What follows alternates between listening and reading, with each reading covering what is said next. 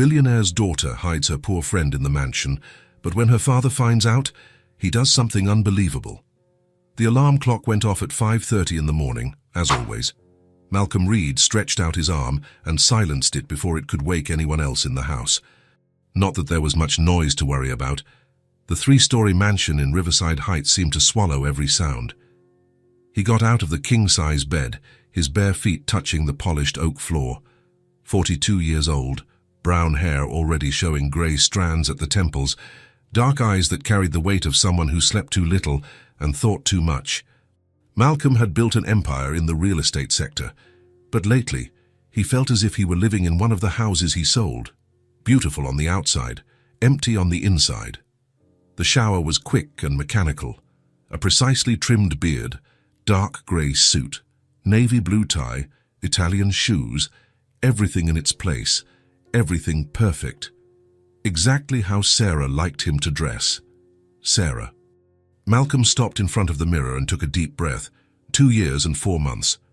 That's how long it had been since she was gone, and yet, every morning, he got ready as if she were going to appear in the bathroom doorway with that smile. "Daddy." The small voice pulled him from his thoughts. Malcolm turned and found Maisie standing in the doorway, holding a worn-out stuffed rabbit. Messy, curly brown hair from sleep, big, dark eyes like his, but with an innocence he had lost long ago. "Good morning, Princess." He knelt to her level. "You're up early today. I had a nightmare." Maisie rubbed her eyes with a small fist. "I dreamed that you left and never came back." Malcolm's chest tightened.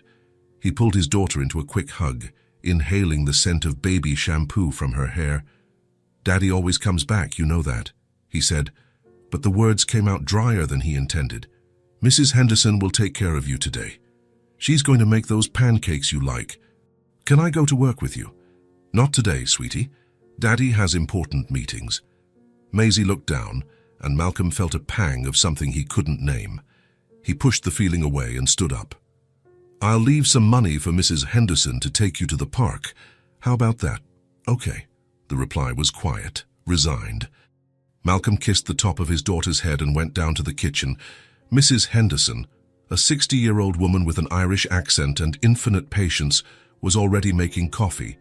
She had been taking care of Maisie since Sarah died, and Malcolm was grateful for that. "Good morning, Mr. Reed." Mrs. Henderson handed him a cup of black coffee. "The little one woke up early today. I think she had nightmares again, so she'll be fine." Malcolm took a sip of coffee and grabbed his briefcase. "I'll be late tonight. The meeting with the Japanese investors might run long."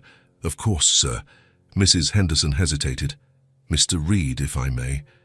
Perhaps Maisie could use more time with you. She's always asking when you're coming home." Malcolm paused at the kitchen door. For a moment, something stirred in his chest, but he swallowed the feeling along with the last sip of his coffee. "She has everything she needs, Mrs. Henderson. A good school, good food, toys, clothes." He adjusted his tie.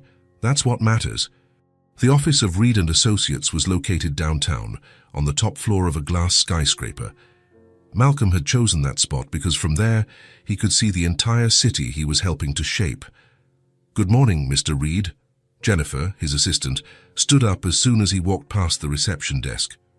"The documents for the merger with Morrison Corp are on your desk." "The 9 o'clock meeting has been postponed to 10. Malcolm nodded and continued to his office. Glass walls, a mahogany desk, a panoramic view of the city, all designed to impress, and it worked. The phone rang. Reed & Associates. "Mr. Reed?" It was Mrs. Henderson, and there was something in her voice that made him sit up straighter in his chair. "I'm sorry to bother you, but Maisie is asking if you can come to her school recital this afternoon." "Recital?" "Yes, sir. She's mentioned it several times this week. It's the spring recital. All the children are performing something." Malcolm ran a hand through his hair.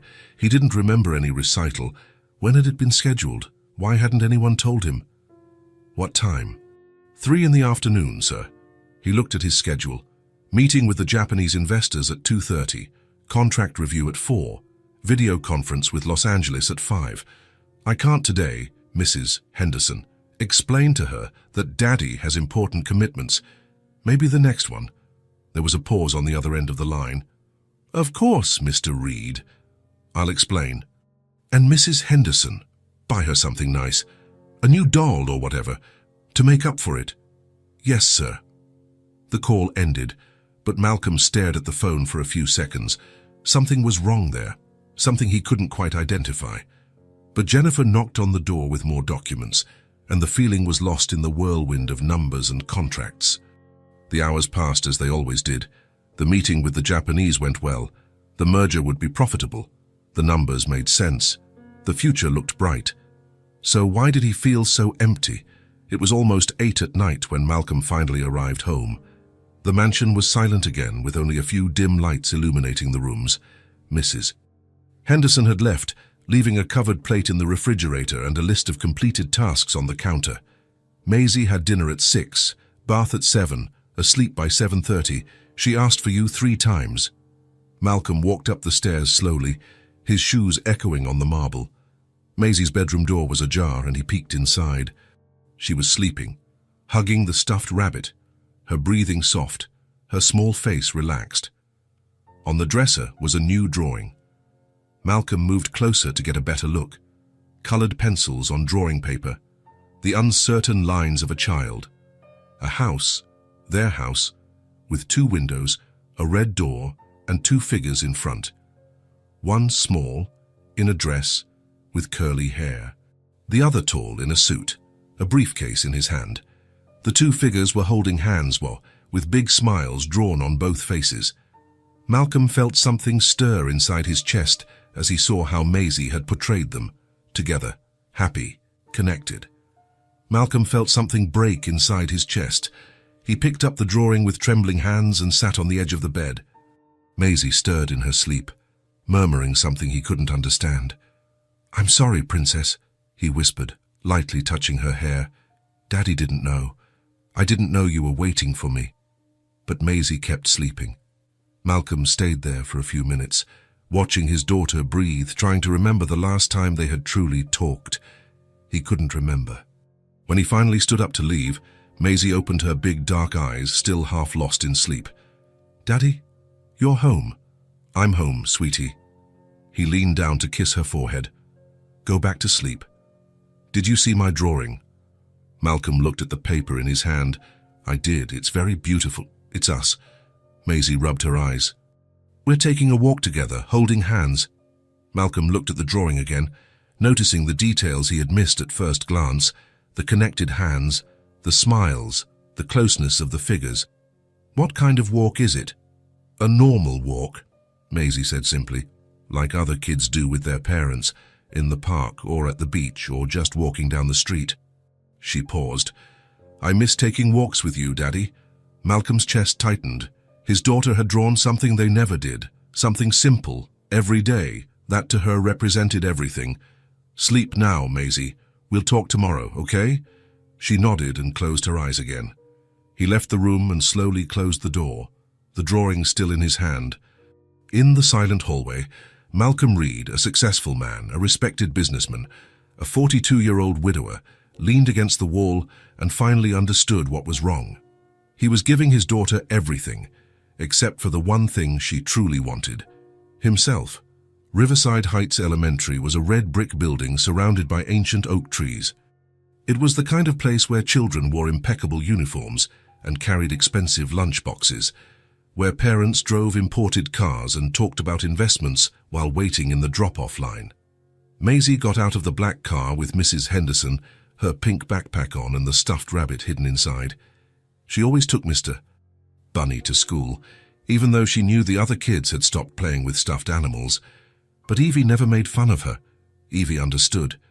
"Have a good day, sweetie." Mrs. Henderson waved from the window. "Your father said he might be home early today." Maisie waved back, but she didn't really believe the promise. Daddy always said he'd be home early. The schoolyard was buzzing with children running, yelling and playing before the bell. Maisie looked for Evie's dark, curly hair near the slide where they always met, but the spot was empty. Strange. Evie was never late. "Maisie!" a familiar voice called out. It was Sophie Chen, a girl from her class who always had stories to tell. "Did you see Evie today?" "She seems kind of weird." "Weird how?" "I don't know, sad. She's over there by the library, all by herself. Maisie headed in the direction Sophie pointed and found Evie sitting on the library steps, hugging her knees to her chest. She was wearing the same blue dress from yesterday, a bit wrinkled, and her curly hair was less tidy than usual. "Evie?" Maisie approached slowly. "Are you okay?"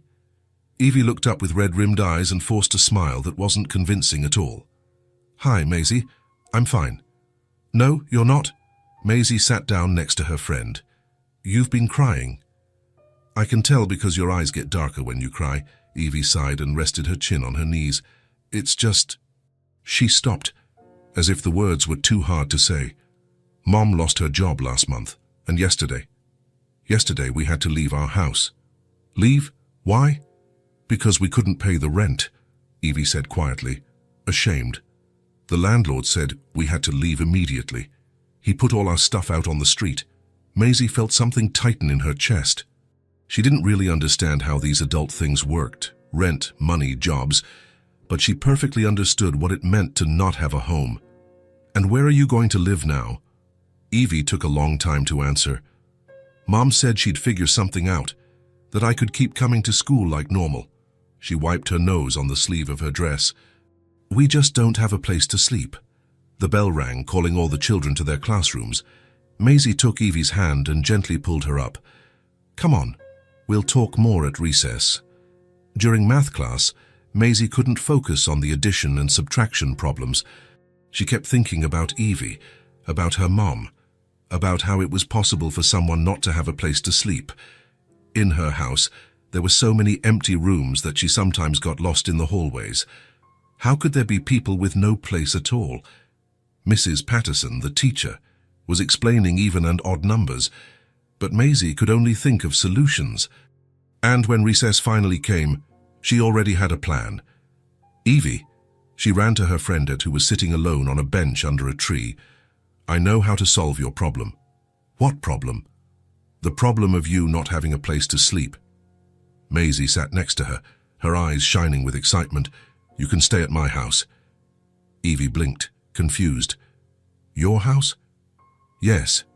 There are tons of empty rooms, and there's food and comfy beds and bathrooms with hot water." Maisie held her friend's hands. "You can live there." "But what about your dad? He wouldn't let me." Maisie thought for a moment. It was true that Daddy would probably say no. Grown-ups always complicated simple things, but she had a better idea. He doesn't have to know. At least not at first. Her eyes lit up. "The attic. You can stay in my attic. Nobody ever goes up there. I can bring you food, blankets, everything you need. But Maisie, and at night, when my dad gets home from work, you'll be super quiet. He'll never find out." Maisie was getting more and more excited about the plan. It'll be like having a secret sister. Evie hesitated. It was a crazy idea, but at the same time, where else could she go? "What if we get caught?" "We won't. I promise I'll take care of you." Maisie spoke with the seriousness of a child making a solemn vow. Best friends take care of best friends, right? Evie felt her eyes fill with tears again, but this time they were tears of relief. "You'd really do that for me?" "Of course." Maisie hugged her tightly. "We've known each other since kindergarten. You're practically my sister." The rest of the school day flew by. Maisie spent the whole time planning how the secret operation would work. During science class, she drew a map of the attic in her notebook. During snack time, she calculated how many cookies she could hide in her backpack. During English class, she thought about which books Evie would like to read in the hours she'd be alone. When Mrs. Henderson came to pick her up at the end of the day, Maisie was practically buzzing with anticipation. "How was school today, dear?" Mrs. Henderson asked as she drove through the neighborhood's tree-lined streets. "It was good." Maisie tried to sound casual. "Mrs. Henderson, are you going out tonight?" "No, dear. I'll be staying until your father gets home, as always." "Why?" "Just curious." Maisie bit her lip. This was going to be harder than she thought. At home, she went straight to the attic. It was a large, dusty space, filled with old boxes, covered furniture, and things nobody used anymore. There were 2 small windows that let in enough light during the day, and the wooden floor creaked with every step. But with a little imagination. Maisie ran downstairs and returned carrying pillows, blankets, and some of her favorite books. She found an old mattress leaning against the wall and dragged it near one of the windows. It wasn't very comfortable, but it was better than the floor. In a dusty box, she discovered an old lamp that still worked. The light was dim and yellowish, but it created a cozy atmosphere in the little corner she was preparing. "It's going to be perfect," she murmured to herself, arranging the pillows. In the kitchen, she filled a water bottle and wrapped some chocolate chip cookies in a napkin. Mrs. Henderson was watching her soap opera in the living room, so she didn't notice Maisie sneaking upstairs with the supplies. The plan was simple. The next day, after school, she would bring Evie home. Her friend would go straight up to the attic while Maisie distracted Mrs. Henderson, and at night, when everyone was asleep, they could whisper and play. It was a perfect plan. What could go wrong? The next morning, Maisie woke up earlier than usual. She got dressed quickly and went down for breakfast, her backpack already prepared with more cookies and an apple hidden at the bottom. "You're excited today," Mrs. Henderson commented, serving pancakes. "Anything special at school?" "Just a normal day."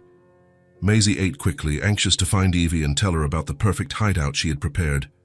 At school, she found her friend in the same spot as yesterday, alone, sad, wearing the same clothes. Maisie's heart ached seeing her condition. "Evie, I got everything ready."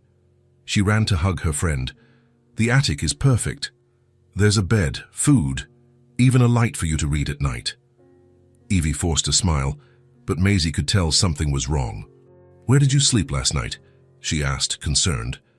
"My mom," Evie hesitated. "My mom found a place, a temporary one." "What kind of place?"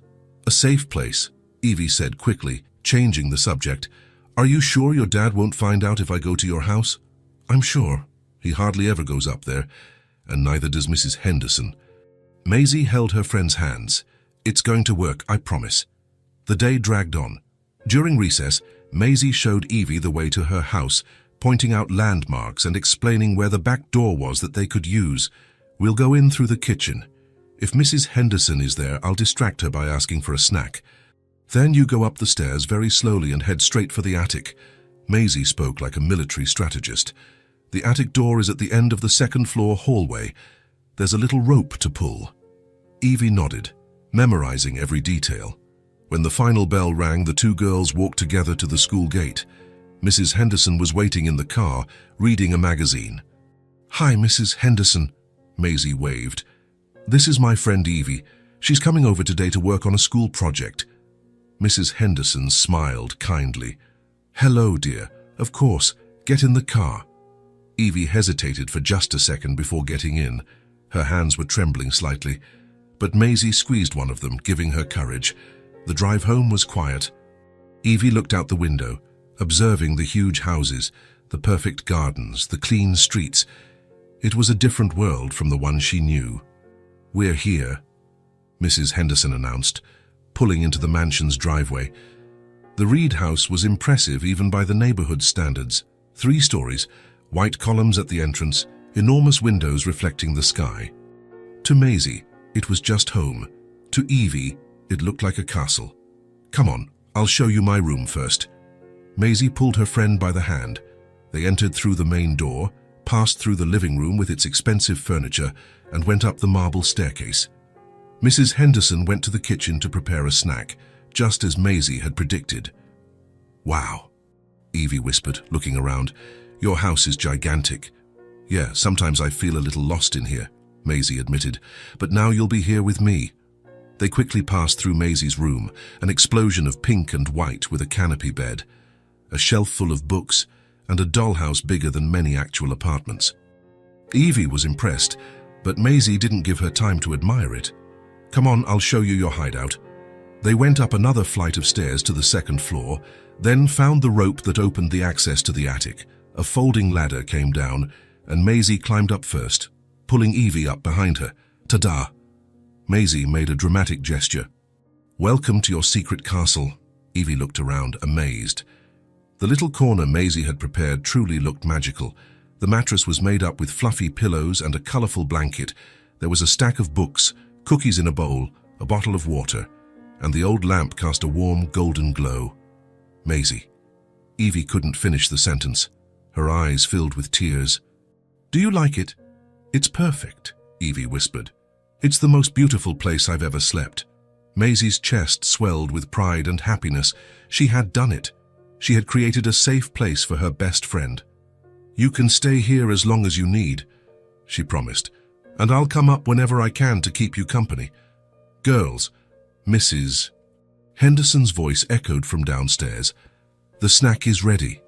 "We have to go down," Maisie said, "but after dinner, when Mrs. Henderson leaves, I'll come back up." They went down for their snack, jelly sandwiches, chocolate milk, and homemade cookies. Evie ate with an appetite that revealed it had been a while since her last decent meal. "Your friend seems like a very polite girl," Mrs. Henderson commented to Maisie when Evie went to the bathroom. "She's the best friend in the world," Maisie replied sincerely. When it was time for Mrs. Henderson to leave, the plan went into action. Maisie said that Evie's mom had already picked her up, and the nanny left without suspecting a thing. As soon as Mrs. Henderson's car disappeared from view, Maisie ran to the attic. It worked. She climbed the steps 2 at a time.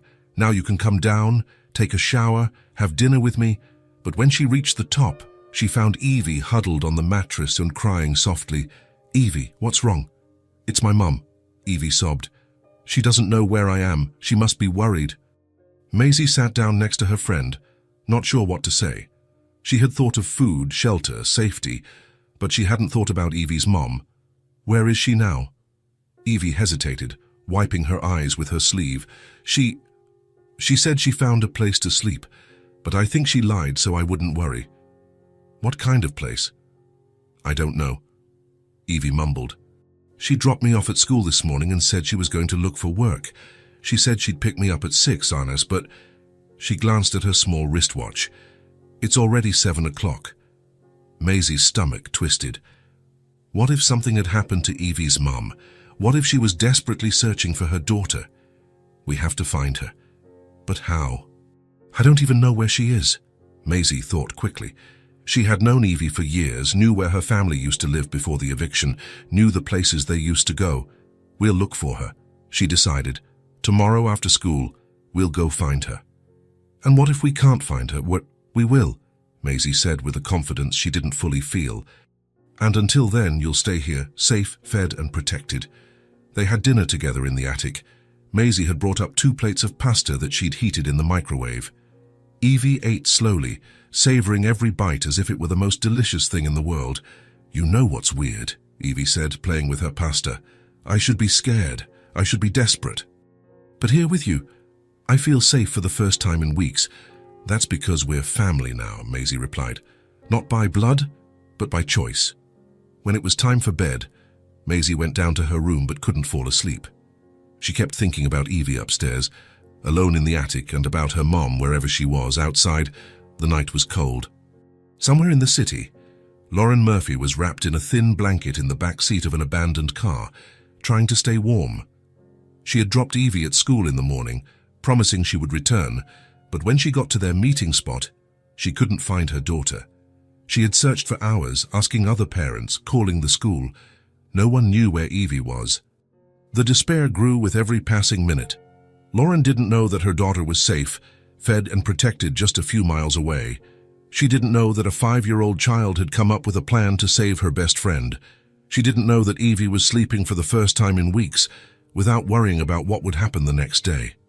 In the silent attic of the Reed mansion, Evie looked through the small window at the stars outside. For the first time since they had lost their home, she felt hopeful. And in the room just below, Maisie finally fell asleep, dreaming of plans to reunite Evie with her mother, never imagining that her little secret operation was about to change far more lives than she could ever imagine. Malcolm Reed got home at 5:40 in the afternoon, 3 hours earlier than usual. The meeting with the Japanese investors had been cancelled at the last minute, and for the first time in months, he decided not to find something else to fill the time. Maybe it was time to try being the father Maisie had drawn, the smiling man holding his daughter's hand. He parked in the garage and entered through the back door, expecting to find Mrs. Henderson in the kitchen preparing dinner, but the house was quiet. and a note on the counter explained that she had left early for a doctor's appointment. "Maisie," he called out, loosening his tie. "Daddy's home." There was no answer. Malcolm went up the stairs, his steps echoing on the marble. Maisie's bedroom door was open, but she wasn't there. Her schoolbooks were spread out on her desk, as if she had left in the middle of her homework. "Maisie," he called again, louder this time. This time he heard something, a muffled sound coming from upstairs, from the second floor. Malcolm climbed another flight of stairs following the sound. There were quiet voices, children's whispers. He stopped in the hallway, trying to pinpoint where they were coming from, and then he saw it. The attic rope was down, the folding ladder extended. A faint light spilled from the opening. His heart sped up. Burglars?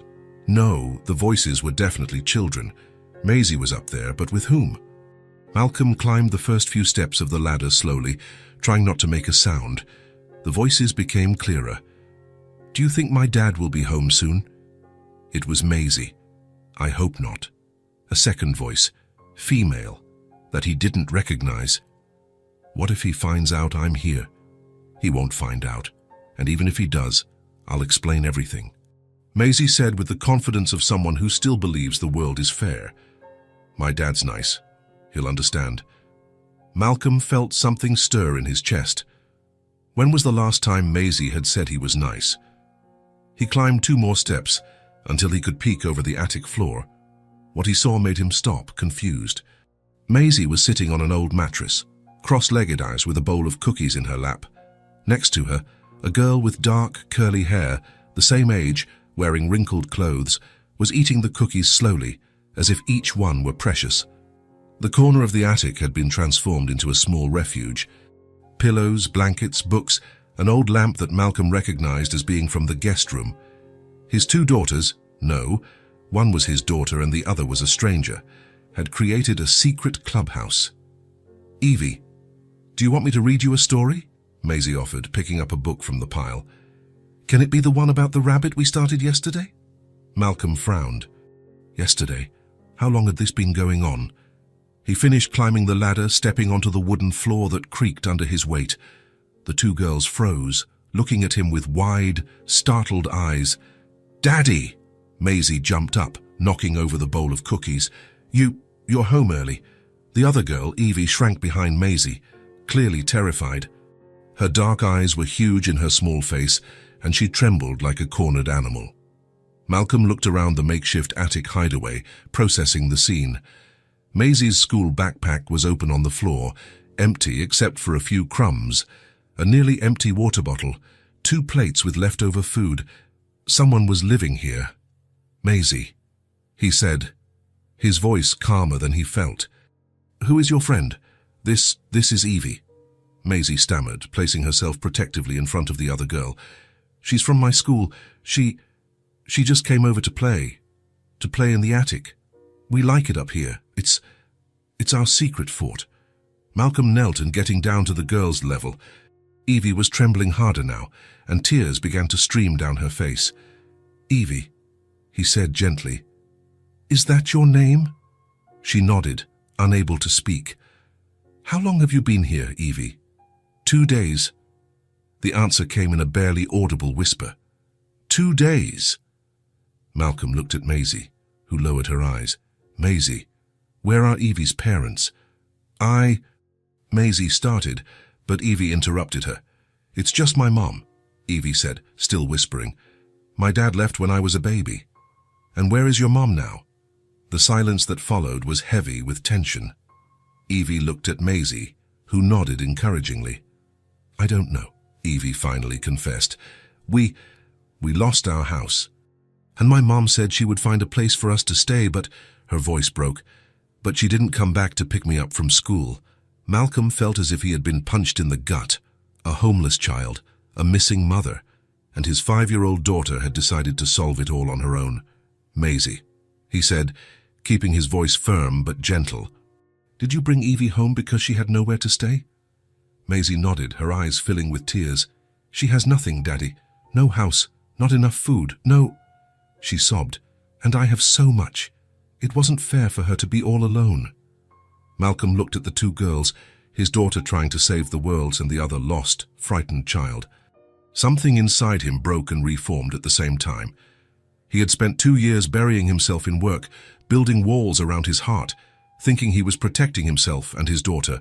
But Maisie had done the exact opposite. She had opened her heart, extended her hand, risked everything to help someone in need. "What you did was a very beautiful thing, sweetheart," he said, his voice thick with emotion. "But you didn't have to hide it. I didn't." "No." Malcolm reached out a hand to Evie, who hesitated before taking it. "If you had told me, we could have helped in the right way." Evie looked at him with those huge, frightened eyes. "You're not going to send me away?" "Where would I send you, sweetie?" Malcolm asked gently. "You told me you don't have a home. Evie struggled to find the words. "My mom is sleeping in a car. We don't have a house." The words came out in a broken whisper, loaded with all the shame and despair a 5-year-old shouldn't have to know. Malcolm was silent for a long moment. The world around him seemed to stop. A mother sleeping in a car, a homeless child. His own daughter creating solutions to problems that adults couldn't solve. When he finally spoke, his voice was different, firmer, more decisive than it had been in years. "Evie, look at me." She lifted her eyes, still trembling. "You are not going to sleep in a hidden attic, and your mother is not going to sleep in a car." He paused, the weight of his decision settling on his shoulders. "We're going to find her, and you two are going to stay here, for real. In the guest room, with a real bed, real food, and everything you need."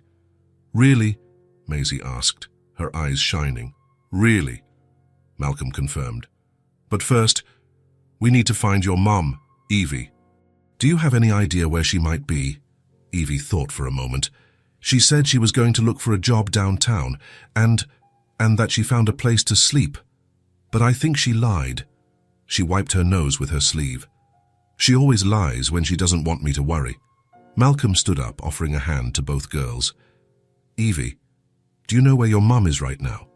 Evie hesitated, biting her lower lip. I know where she sleeps." "Where?" "In an abandoned car." The answer came in a shameful whisper. "Near the vacant lot on Oak Street. She showed me before she dropped me off at school yesterday."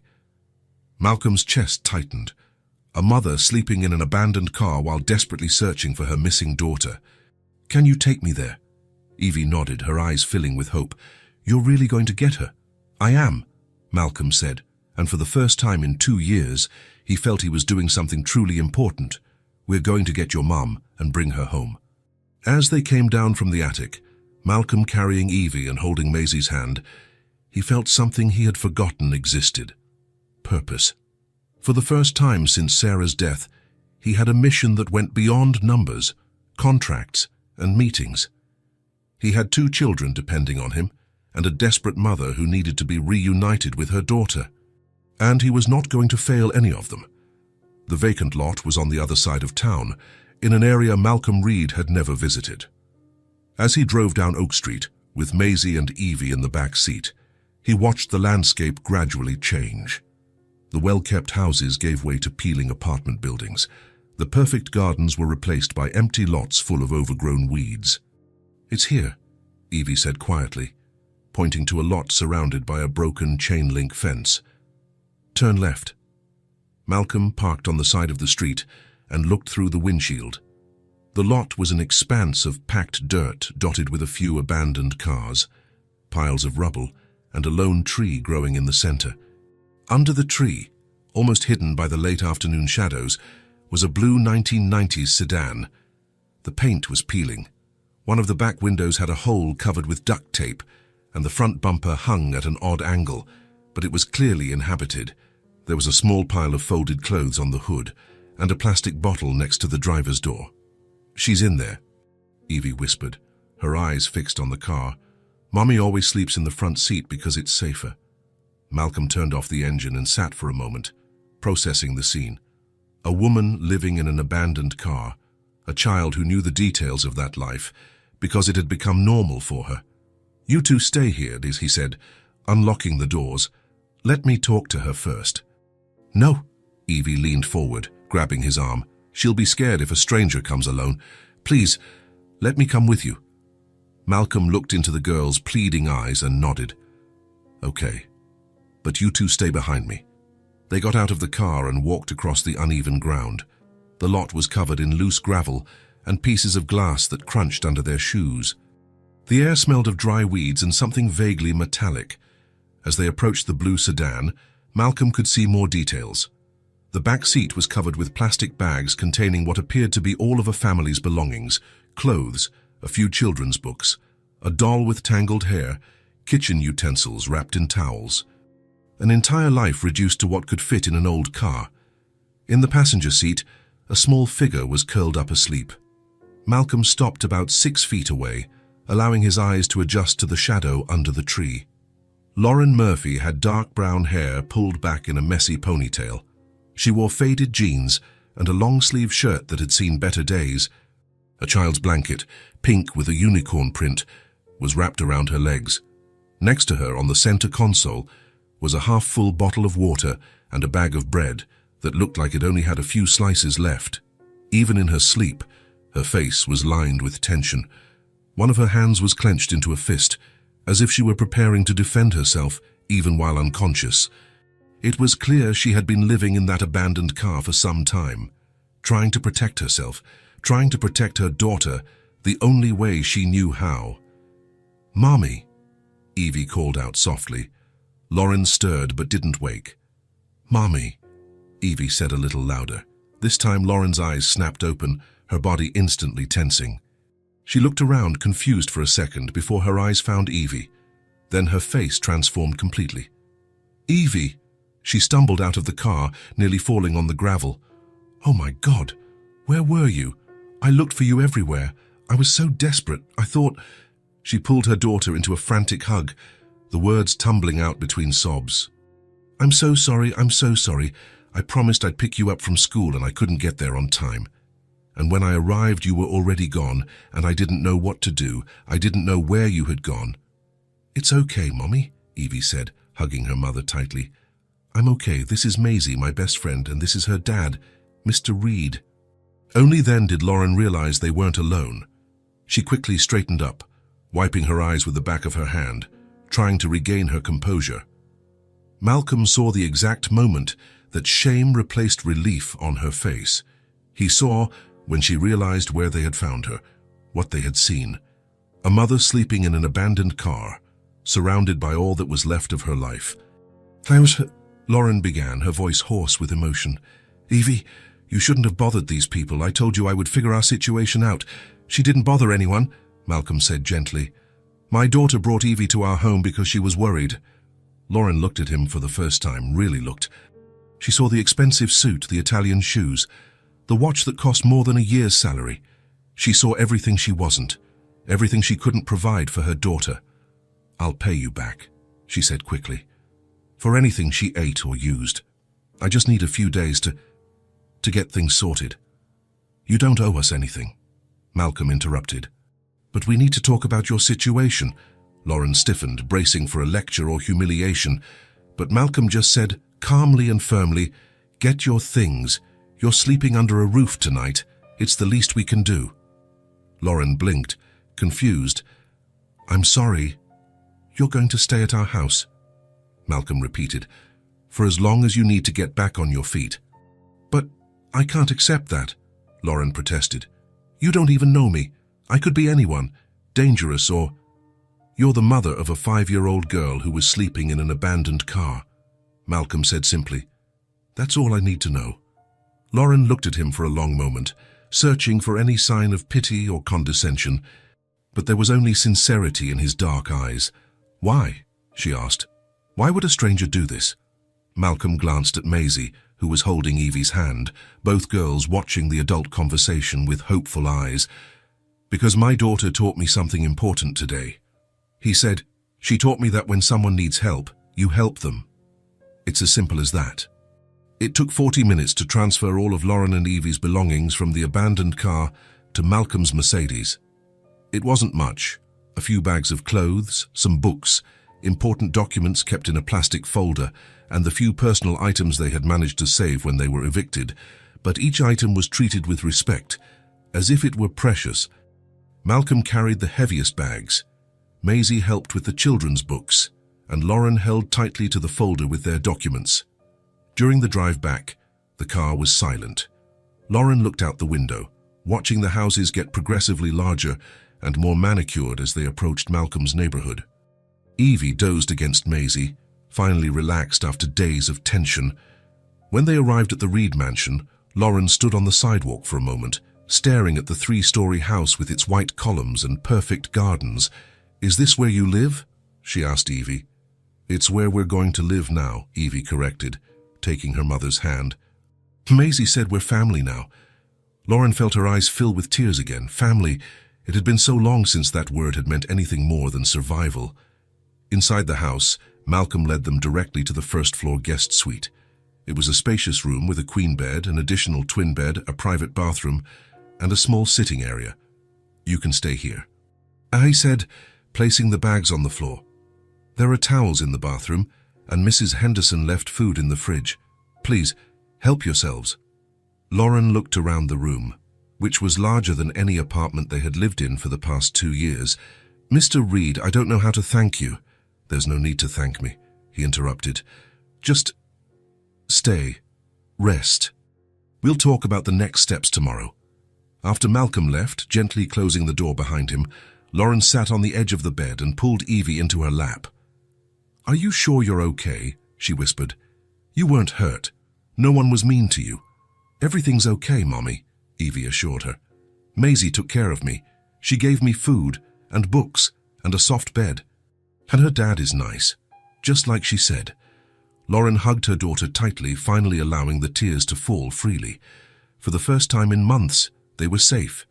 They had a roof over their heads, food in the refrigerator, and soft beds to sleep in. And most importantly, they had hope. The next morning, Lauren woke up before sunrise. It was a habit developed during the weeks in the car, when waking up early meant finding a public restroom before it got too busy. But when she opened her eyes, it took a few seconds to remember where she was. A soft bed, clean sheets, Evie sleeping peacefully in the bed next to her, for the first time in weeks without tossing and turning. Lauren got up slowly and went to the window. The Reed's garden stretched out before her, a perfect lawn, colorful flowers, a small fountain in the center. It was like a postcard. Without making a sound, she left the room and found her way to the kitchen. It was a kitchen out of a magazine, granite countertops, stainless steel appliances, a center island bigger than many living rooms. But Lauren wasn't interested in the opulence. She was interested in being useful. Without needing instructions, she started to work. She washed the dishes that were in the sink. She wiped down the counters. She organized the appliances. She found ingredients and started brewing fresh coffee. When Malcolm came down for breakfast, he found the kitchen spotless and the aroma of freshly brewed coffee in the air. "You didn't have to do that," he said, but his voice held no reproach. "I wanted to," Lauren replied simply. "It's the only way I know how to say thank you." Over the next few days, Lauren continued to help without anyone asking. She organized the girls' toys. She folded the clothes Mrs. Henderson had washed. She prepared snacks for when the children came home from school. And gradually, the Reed mansion began to change. For the first time in 2 years, there was the sound of children playing in the hallways. Maisie and Evie ran through the house, their laughter echoing through the previously silent rooms. They built forts with sheets in the living room, had picnics in the garden, and read books together in the library. At night, they slept cuddled together in the twin bed in the guest room, whispering secrets and dreams before falling asleep. The house smelled of home-cooked food, not just the formal meals Mrs. Henderson prepared, but freshly baked cookies, popcorn made at night to go with movies, hot chocolate on cold afternoons. Malcolm observed all of this from a respectful distance, but he couldn't help but notice the changes. The house felt alive. For the first time since Sarah's death, there was real warmth within those walls. And as he watched Lauren interact with the girls, patient, caring, present in a way he had forgotten how to be, Malcolm began to feel something he had buried along with his wife. The possibility that maybe, just maybe, a family didn't have to be just a memory of the past. Maybe it could be a promise for the future. A week had passed since Lauren and Evie arrived at the Reed house. Malcolm watched from his living room window as the two girls played in the garden. They had built an imaginary house under the oak tree, using fallen branches and leaves as furniture. Maisie was laughing, a sound he had almost forgotten existed. For the past 2 years, his daughter's laughs had become rare, careful, as if she were testing whether it was safe to be happy. But now she was laughing freely, without reservation. They get along so well. Lauren's voice made him turn. She was standing in the doorway of the room holding 2 cups of coffee.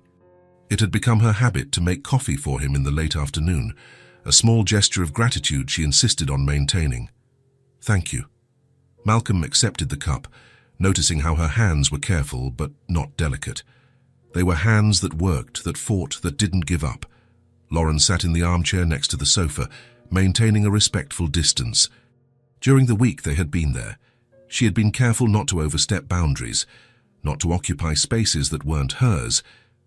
"Maisie seems like a different child," Malcolm said, watching his daughter teach Evie how to make flower crowns. "More free." "Children need other children," Lauren replied.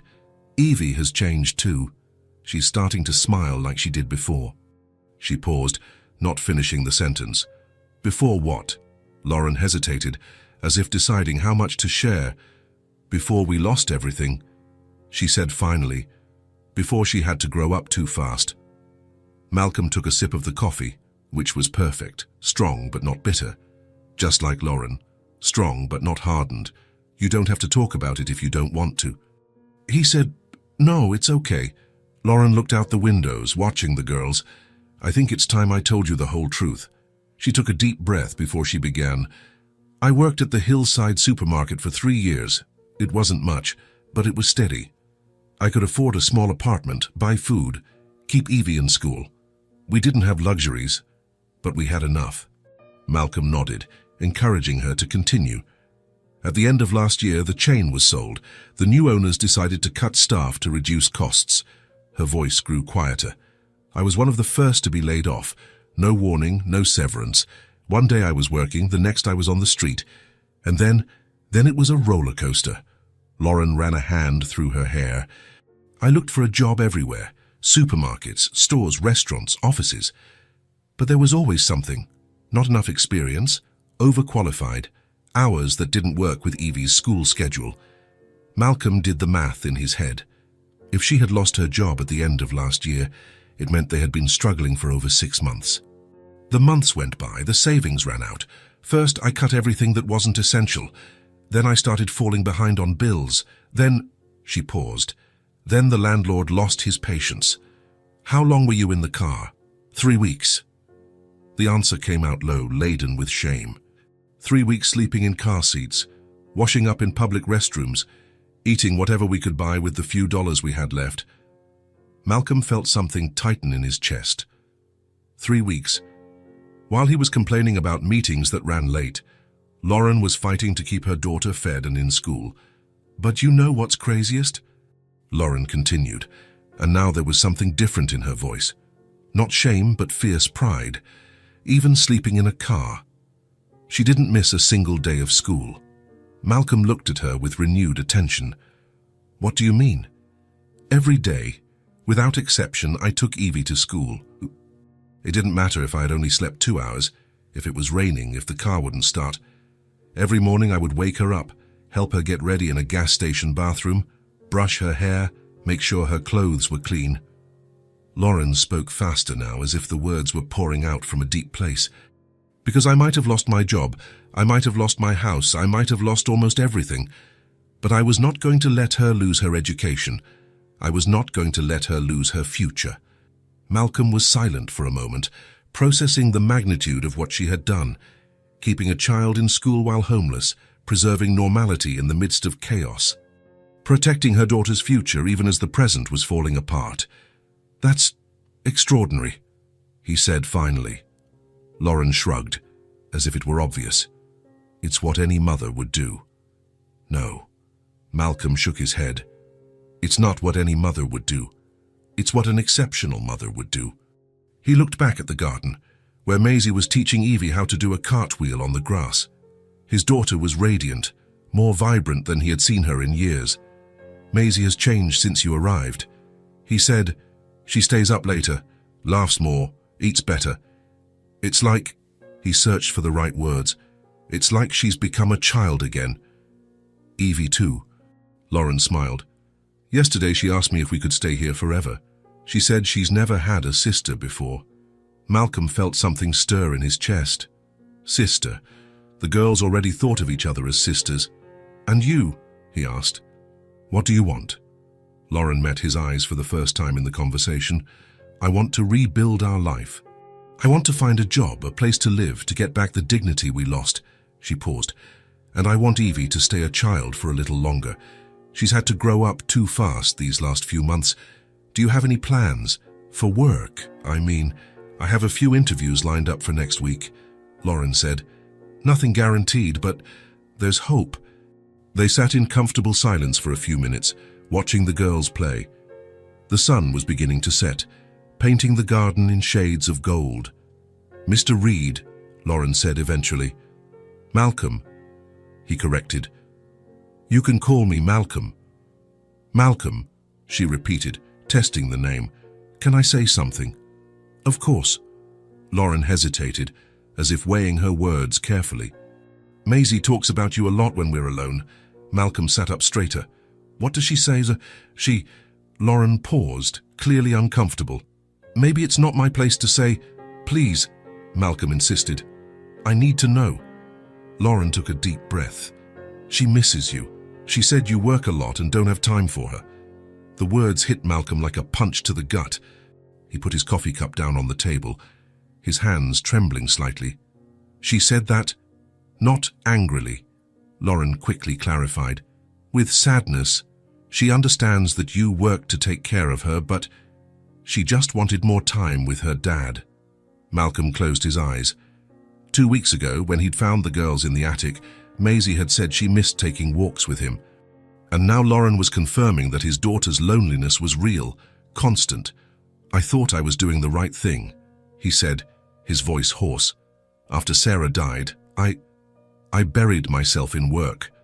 I thought if I could give Maisie everything materially, it would be enough." "And why did you start working so much?" Malcolm took a long time to answer. "Because it was easier than dealing with the loss. At the office, I had control. I understood the numbers, the contracts, the negotiations. At home, everything reminded me of Sarah. Her laugh, her perfume, the way she would hum while she cooked." He opened his eyes and looked at Lauren. It was easier to stay away than to face the pain. "And Maisie?" "Maisie had Mrs. Henderson. She had school, activities, everything she needed. I thought it was enough." He shook his head. "I was wrong, wasn't I?" "You were dealing with your grief in your own way," Lauren said gently. "It wasn't wrong, just incomplete." They watched the girls run into the house, probably looking for water or a snack. Their voices echoed through the halls, filling the house with life. "She's a special child," Lauren said. "Generous, brave, empathetic. She saved my daughter when no adult could. You and your wife did an incredible job with her." "It was all Sarah," Malcolm admitted. "I just provide..." "No," Lauren shook her head. "Children aren't born with that kind of compassion. They learn it by watching the adults around them. Maisie learned to be generous because she saw generosity. She learned to help because she saw someone helping." Malcolm felt his eyes well up with tears. It had been so long since anyone had said anything positive about his parenting. "She just wants your time," Lauren continued. "She wants to know the father beyond the man who works. She wants to make memories with you." That evening, after the girls had eaten dinner, taken their baths, and settled into the guest room, Malcolm went slowly up the stairs. He paused at the half-open door, watching as Lauren told a story to the two girls. "And then the princess discovered that the real treasure wasn't in the castle," Lauren was saying, her voice soft and melodic. "Where was it?" Evie asked, hugging the stuffed rabbit Maisie had lent her. "It was in the people she loved," Lauren replied, "because love is the only thing that becomes more valuable when you share it." Maisie smiled sleepily.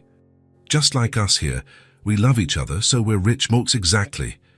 Lauren kissed both girls on the forehead. "Now sleep. You have school tomorrow." Malcolm waited until Lauren left the room and closed the door before approaching.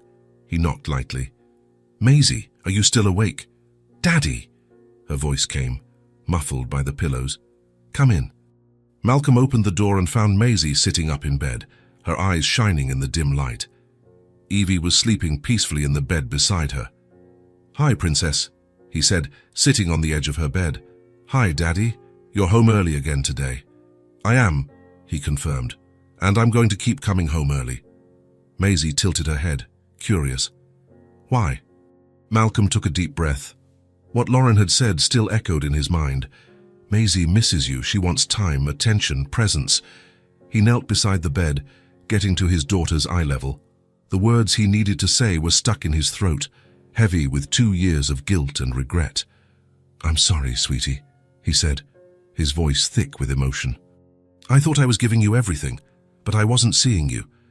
Maisie became very still, her big eyes fixed on her father's face. "I know you miss me.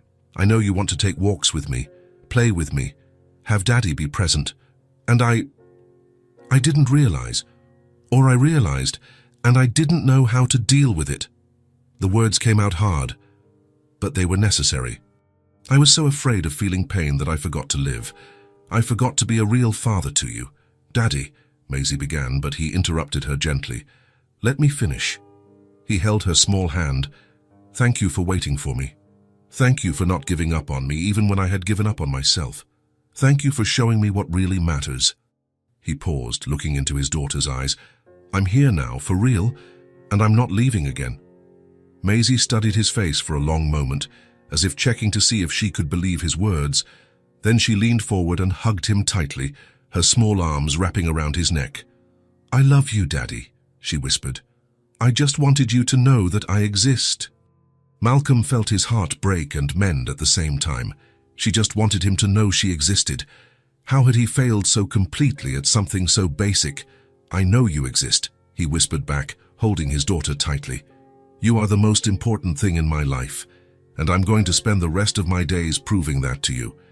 They held each other for a long time in the quiet room, with Evie sleeping peacefully beside them. And Malcolm felt something he hadn't felt in 2 years: wholeness. The wall he had built around his heart was starting to crumble, and on the other side was not just the pain he had feared, but also the love he had tried to protect, his daughter, his family, his purpose. The following Monday, Malcolm Reed did something he hadn't done in 2 years. He cancelled a meeting to get home by 6 in the evening. Jennifer, his assistant, looked at him with a confused expression when he announced his decision. "But sir, it's the meeting with the Portland investors. They flew in specifically for this.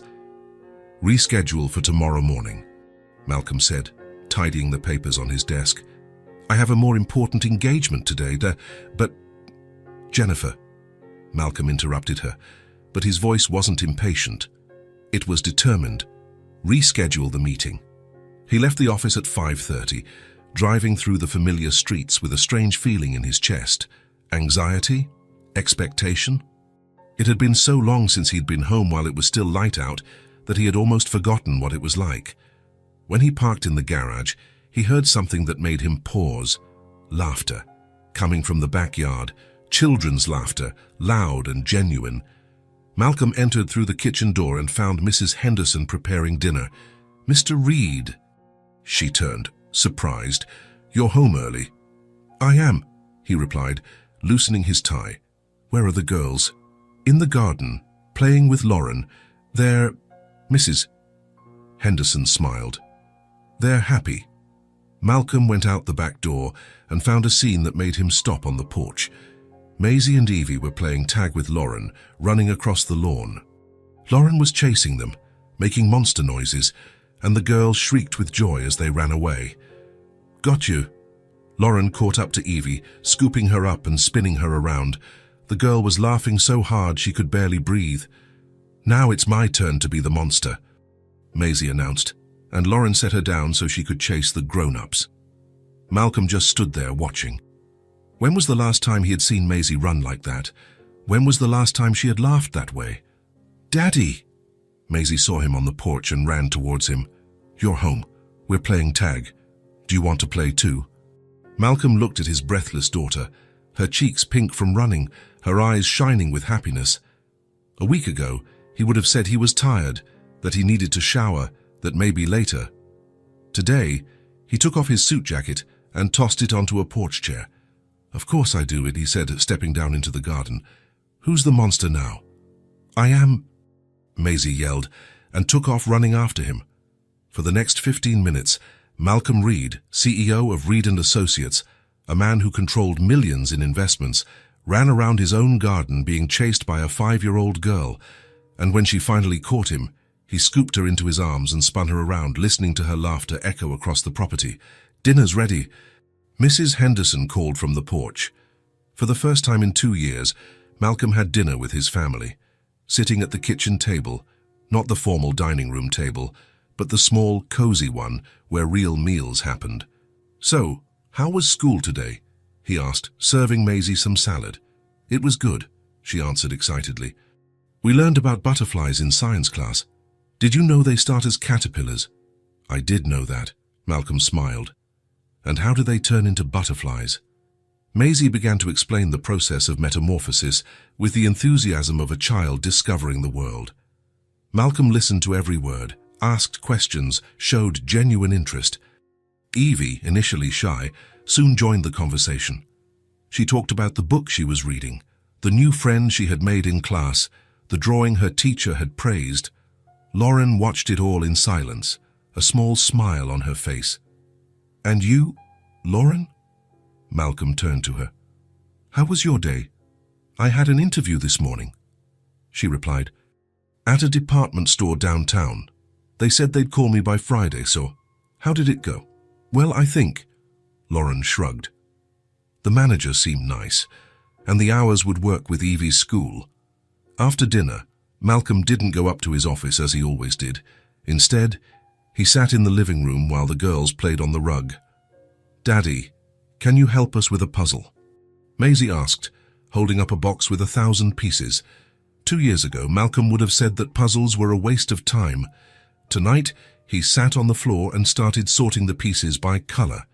"We always start with the edges," Maisie explained seriously. "It's easier. Good strategy," Malcolm agreed, looking for pieces with straight edges. They worked in comfortable silence for a while, each focused on a different section. Evie was assembling a corner with flowers, Maisie was working on the blue sky, and Malcolm was concentrating on a small house in the center of the image. "I found one of your pieces, Daddy," Evie said quietly, offering a red piece that was clearly part of the house's roof. "Thank you, Evie." Malcolm smiled at her and noticed how she blushed slightly. She was still getting used to his attention. "Daddy?" Maisie said after a while. "Yes? Are you going to keep coming home early?" Malcolm stopped looking for pieces and looked at his daughter. "I am." "Why?" "Because I like it when you're here," she said simply. "The house is happier when you're here." Malcolm felt something tighten in his chest. The house was happier when he was here. For 2 years, he had thought his presence only brought sadness, painful memories, but maybe his absence had been worse. "I like being here too," he replied. "Actually, I don't know why it took me so long to realize that." On Thursday of that week, Malcolm got home at 5 and found the girls doing homework at the kitchen table. Lauren was supervising them, helping with difficult words and math problems. "How are the studies going?" he asked, kissing the top of Maisie's head. "Good," she showed him her notebook. "Look, I wrote an essay about family." Malcolm read over her shoulder. "My family is special. I have a daddy who works a lot, but now he comes home early. I have a best friend who is like a sister. I have a Lauren who takes care of us. And I miss my mommy, but she would like our new family." Malcolm felt his eyes fill with tears. New family, that's how Maisie saw their situation. "It's beautiful," he said, his voice slightly hoarse. "The teacher said that family isn't just about who has the same blood." Maisie explained. "It's about who loves and takes care of each other." "Your teacher is wise," Malcolm agreed. On Friday, they had pizza in the living room while watching a kids' movie. Malcolm found himself laughing at the silly jokes, invested in the simple story, enjoying the girls' company. "Daddy?" Maisie said during the end credits. "Yes?" She hesitated for a moment, as if gathering courage. "You could give Lauren a job." Malcolm looked at Lauren, who became visibly uncomfortable. "Maisie," Lauren began. "I'm serious," Maisie continued, her eyes hopeful. "You have a big company, and Lauren is super smart and hard-working. She could work there." Malcolm considered the suggestion, not because Maisie had asked, but because it made sense. He had watched Lauren over the 2 weeks they had been there. She was organized, careful, responsible, and more importantly, she had dignity and determination. "You know, that's a good idea," he said finally. "Really?" Maisie practically jumped off the sofa. "Really?" Malcolm turned to Lauren. "Would you be open to talking about it?" Lauren looked at him with a mix of surprise and caution. "Mr. Reed, Malcolm, I don't want you to feel like you have to offer me a job just because I'm living here. That's not why," Malcolm answered honestly. "It's because I think you'd be good at the job, but you don't even know what kind of work I can do. I know you're reliable, organized, and dedicated. I know you never give up." He paused. "And I know that any company would be lucky to have someone like that." On Saturday morning, Malcolm took Lauren to see the Reed & Associates office. The building was empty for the weekend, so he could show her around without the pressure of employees watching. "Our company deals mainly with real estate development," he explained as they walked through the hallways. "But like any business, we generate a lot of paperwork. Contracts, blueprints, permits, legal documents." They stopped in front of a spacious room filled with filing cabinets. "This is our records management department." Malcolm opened the door. "We need someone to organize and catalog and maintain all these documents. It's an important job. If we can't find a contract when we need it, it could cost us millions." Lauren looked around the room, assessing the task. "How long have these files been disorganized?" "Too long," Malcolm admitted. "Our last organizer retired 6 months ago, and we haven't been able to find a suitable replacement. And what would my hours be?" 9 to 5 on Monday to Friday, he replied, "with an hour for lunch. And if you need to leave early because of Evie, we can be flexible." Lauren nodded, processing the information. "And the salary?" Malcolm mentioned a figure that was fair for the job, but also enough for her to rent a decent apartment. "It's an honest job," he said. "You'd earn your salary through hard work and dedication, not charity." Lauren was silent for a long moment, looking at the disorganized files. "Why are you doing this?" she asked finally. "The real, honest offer." Malcolm thought carefully before answering. "Because I need someone reliable for this job. Because you need an opportunity to rebuild your life. And because—" He paused, searching for the right words. "Because sometimes the things that look like charity are actually disguised opportunities." Lauren studied him for a moment. "Thank you for your trust," she said finally. "I won't let you down." "I know you won't," Malcolm replied. "When can I start?" "Monday, if you'd like." Lauren extended her hand to him, and they shook firmly. "I accept," she said, and there was dignity in her voice, not submission. She was a woman accepting a job she deserved, not a favor being done for her. On Sunday night, Malcolm tucked Maisie into bed as he had started doing every night. "Daddy," she said as he was leaving. "Yes?" "Thank you for giving Lauren a job." "You're welcome, Princess. Now she can take proper care of Evie, and we can keep being a family." Malcolm smiled. "Yeah, I guess we can." He left the room and went down to the living room, where Lauren was folding clean laundry. It was a domestic, normal, comfortable scene. He was no longer the father who showed up at the end of the day.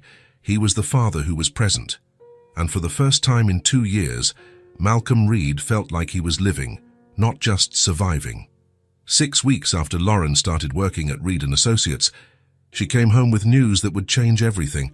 "I found an apartment," she announced during dinner, trying to sound cheerful. Malcolm stopped cutting his steak, his fork suspended in mid-air. Maisie put down her glass of milk and looked at Lauren with wide eyes. "An apartment?" Maisie asked, her voice small. "Yes," Lauren confirmed, avoiding looking directly at the girl. "It's small, but it has 2 bedrooms. And it's near your school, so Evie can keep studying there."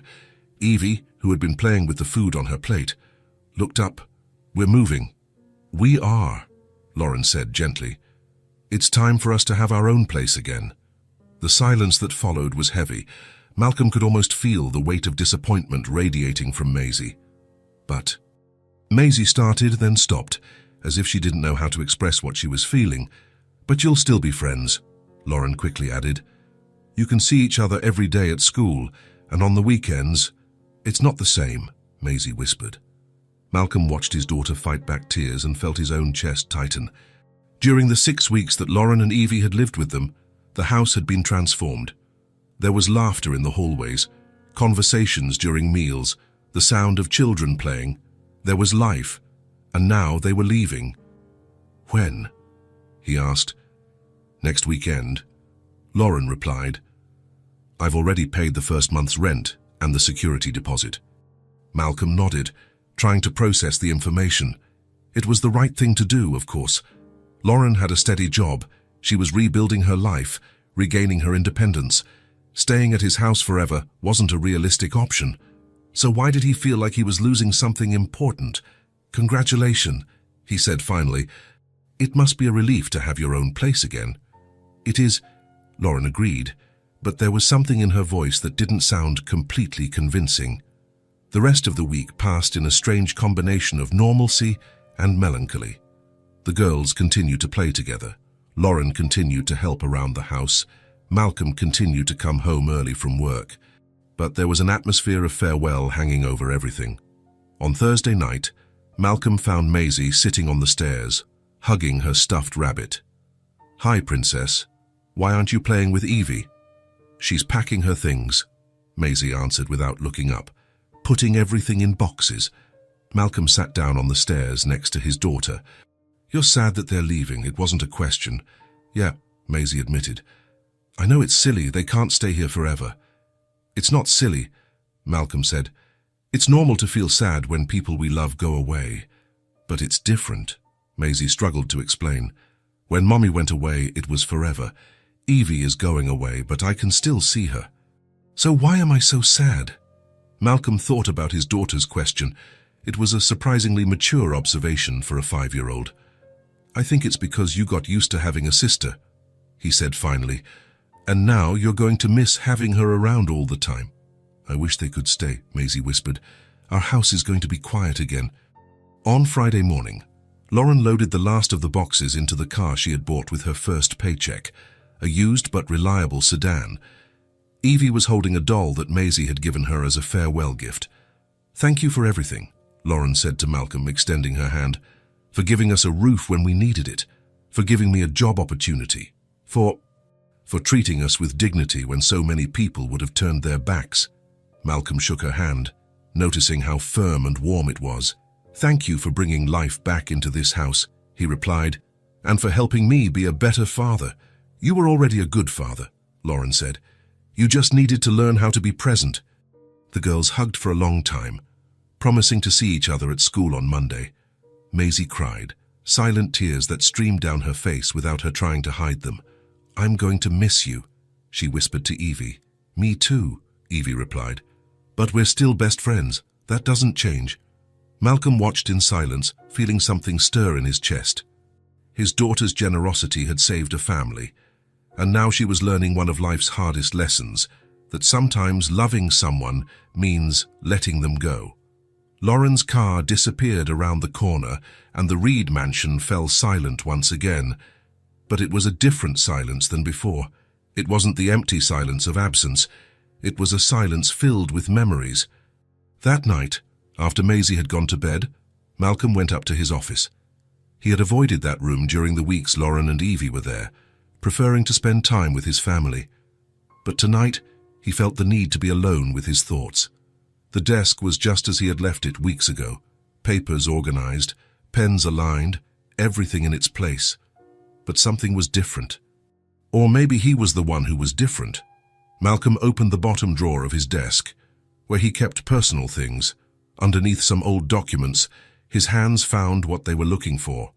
Sarah's picture. It was a photo taken 2 months before she died, when they didn't yet know the cancer had returned. She was in the garden, smiling at the camera, her golden hair shining in the afternoon sun. She was wearing a blue dress he had bought for her for their wedding anniversary. Malcolm held the photo carefully, running his thumb over the frame. For 2 years, looking at that picture had been too painful. Tonight, for the first time, he was able to smile. "You would have liked them," he whispered to the photo. "Lauren is strong, like you were, and kind like you were. She took care of our daughter when I didn't know how to do it alone." He paused, looking at his wife's smiling face. "Evie reminds me of you as a child," he continued. "Sweet, but determined. And Maisie. Our Maisie has become an incredible girl. Generous, brave, full of love. You would be so proud of her." Malcolm felt his eyes fill with tears, but they weren't tears of sadness. They were tears of gratitude. "I miss you every day," he said.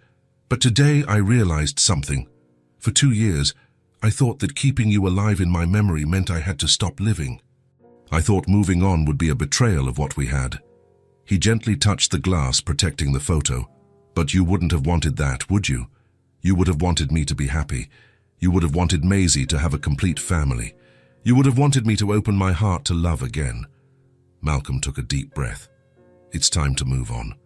He slowly closed the drawer, but he didn't put the photo back inside. Instead, he placed it on the bookshelf behind his desk, where he could see it whenever he wanted, but where it no longer dominated his thoughts. Making room for the new didn't mean forgetting the past. It meant allowing the future to happen. Malcolm left the office and stopped at Maisie's bedroom door. She was sleeping, hugging her stuffed rabbit, her breathing soft. Tomorrow was Saturday. Maybe they could go to the park, like she had drawn on that paper weeks ago, or maybe they could visit Lauren and Evie at their new apartment. The house was quiet, but it wasn't empty. It was full of possibilities. Malcolm went down to his own room, feeling something he hadn't felt in a long time.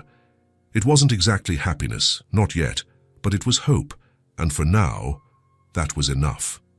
Outside, the night covered Riverside Heights like a soft blanket.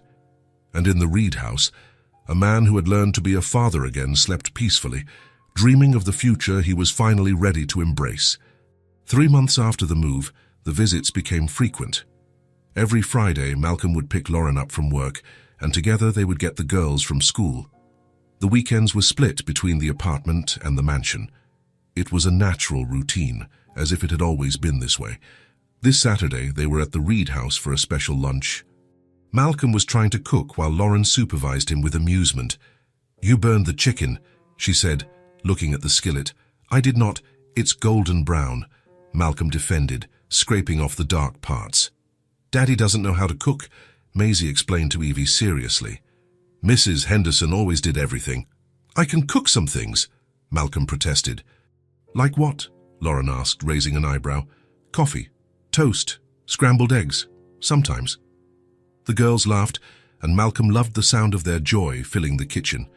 They had lunch on the porch under the warm spring sun. The girls ate quickly and ran off to play in the garden, leaving Malcolm and Lauren alone with their coffee. "They're happy," Lauren observed, watching Maisie and Evie build something with sticks and leaves. "They really are," Malcolm agreed. "And you?" "For the first time in a long time, I wake up without a knot of panic in my chest." Lauren smiled. "It's good to be in control of my own life again." Malcolm nodded, watching the girls in the garden. "You brought joy to this house," he said, his voice getting lower. "And you made me see my daughter. I thought I was giving her everything, but I wasn't giving her the most important thing, which was my presence, my time, my attention." He paused. "You showed me that being a father isn't just about providing. It's about being present. It's about listening, playing, participating." Lauren reached out and took his hand across the table. It was a simple gesture, but it was filled with understanding and affection. "You learned," she said gently, "and Maisie sees it. She talks about how you've changed." Malcolm laced his fingers with hers, noticing how perfectly Lauren's hand fit in his. "And I have the family I didn't know I needed," he said, looking into her eyes. Lauren's eyes shone, not with tears, but with something deeper: hope, love, possibility. "Are we going to be a family?" Maisie had approached without them noticing, her eyes gleaming with excitement. I've always wanted a sister. Malcolm and Lauren looked at each other, still holding hands, both a little surprised at being discovered in this intimate moment. Evie appeared next to Maisie, shyer, but with a hopeful smile. Me too, she said quietly. I've always wanted a sister. Malcolm looked at the two girls, his daughter and the girl who had become like a daughter to him. Then he looked at Lauren. In her eyes, he saw the same quiet certainty he felt in his own heart. Malcolm and Lauren looked at each other, serene, and they answered, maybe we already are, but now, let's build this together. Maisie practically jumped for joy, and Evie smiled so widely that her eyes turned into little crescent moons. Does that mean you're going to get married? Maisie asked with the typical frankness of children. Malcolm and Lauren laughed, a bit embarrassed, but they didn't let go of each other's hands. It means we're going to see what happens, Lauren answered diplomatically. But no matter what happens, you two will always be sisters at heart, and we will always be a family, Malcolm added. Even if it's different from what you see in the movies. The girls seemed satisfied and ran back to the garden, probably to plan what their lives would be like as official sisters. Malcolm and Lauren sat in comfortable silence, watching their daughters play. The afternoon sun painted everything gold, and a gentle breeze rustled the leaves of the tree where it had all begun. So, Lauren said eventually, we're going to build this together. We are, Malcolm replied, squeezing her hand. Slowly, in our own time, in our own way. No rush, he agreed, but also no fear. No fear.